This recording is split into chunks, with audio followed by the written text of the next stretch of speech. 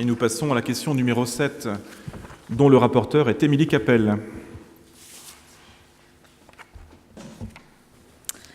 Alors, il s'agit du droit à la formation des élus. Article L. 2123-12 du Code général des collectivités territoriales.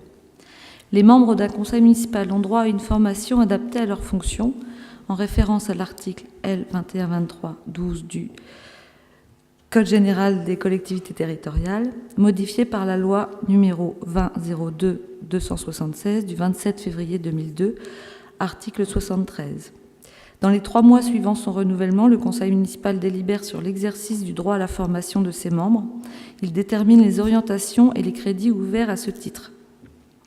Un tableau récapitulatif des actions de formation des élus financés par la commune est annexé au compte administratif. Il donne lieu à un débat annuel sur la formation des membres du conseil municipal.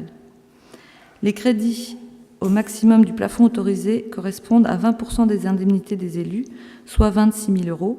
Les indemnités étant budgétées pour 130 000 € au budget primitif de l'exercice 2014 de la ville d'Avranches. Budget principal, compte 65-31.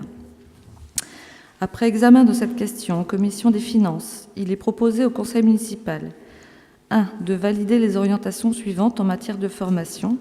Les thèmes privilégiés seront notamment les fondamentaux de l'action publique locale et les formations en lien avec les délégations et ou l'appartenance aux différentes commissions. 2. D'inscrire les crédits nécessaires, soit 26 000 € au compte 65-35, formation, sous fonction 021, Assemblée locale, au projet de décision modificative numéro 1 au budget de l'exercice 2014, budget principal.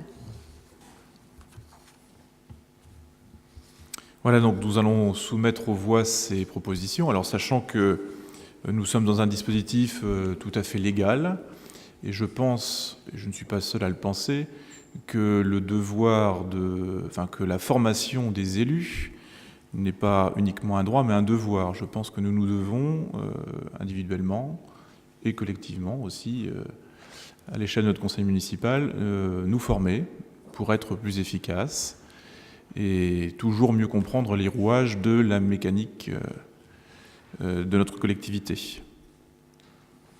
Donc, je vous propose de voter pour l'adoption de ces 2 mesures. Qui est contre? Qui s'abstient? Donc, à l'unanimité, nous acceptons les propositions de cette question numéro 7.